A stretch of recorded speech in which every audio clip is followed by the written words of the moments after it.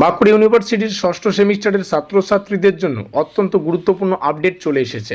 বিশ্ববিদ্যালয় কর্তৃপক্ষ UG semester 6 NEP and CBCS honours এক্সামিনেশনের প্রভিশনাল রেজাল্ট কিন্তু প্রকাশ করে দিয়েছে। আর এই হচ্ছে তার অফিসিয়াল নোটিফিকেশান।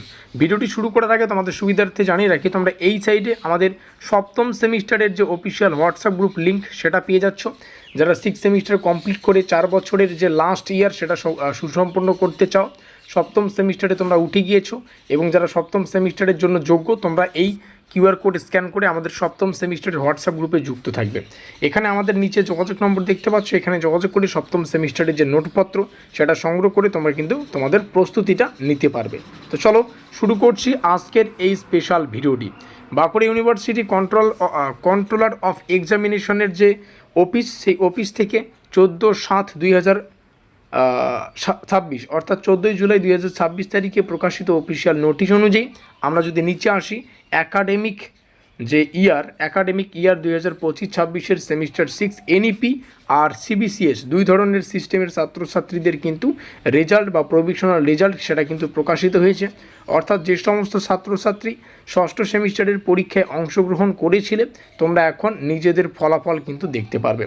রেজাল্ট দেখার জন্য আমাদের বাঁকুড়া ইউনিভার্সিটির যে অফিসিয়াল রেজাল্ট পোর্টাল, সেখানে গিয়ে তোমাদের লগ ইন যে ব্যাপার, সেই লগ ইন করে তোমাদের কিন্তু অর্থাৎ নির্ধারিত লগ ইন তথ্য ব্যবহার করে অ্যাকাউন্টে প্রবেশ করতে হবে এবং লগ ইন করার পর নিজেদের যে প্রভিশনাল রেজাল্ট মার্কশিট, সেটা কিন্তু মার্কশিট কাম গ্রেড রিপোর্ট সেটা কিন্তু দেখতে পারবে। তবে এখানে একটি অত্যন্ত গুরুত্বপূর্ণ বিষয় রয়েছে, কোনো ছাত্রছাত্রীর রেজাল্টে যদি INC লেখা থাকে তাহলে বিষয়টি কিন্তু উপেক্ষা করবে না, ঠিক আছে। বিশ্ববিদ্যালয়ের অফিসিয়াল নোটিশে স্পষ্টভাবে কিন্তু বলাই আছে, যাদের মার্কশিটে INC রয়েছে তাদের নিজেদের সংশ্লিষ্ট কলেজ, সেই কলেজে কিন্তু এই ব্যাপারটা সম্পর্কে একটু বা সংশ্লিষ্ট কলেজের সঙ্গে তোমাদের যোগাযোগ করতে হবে।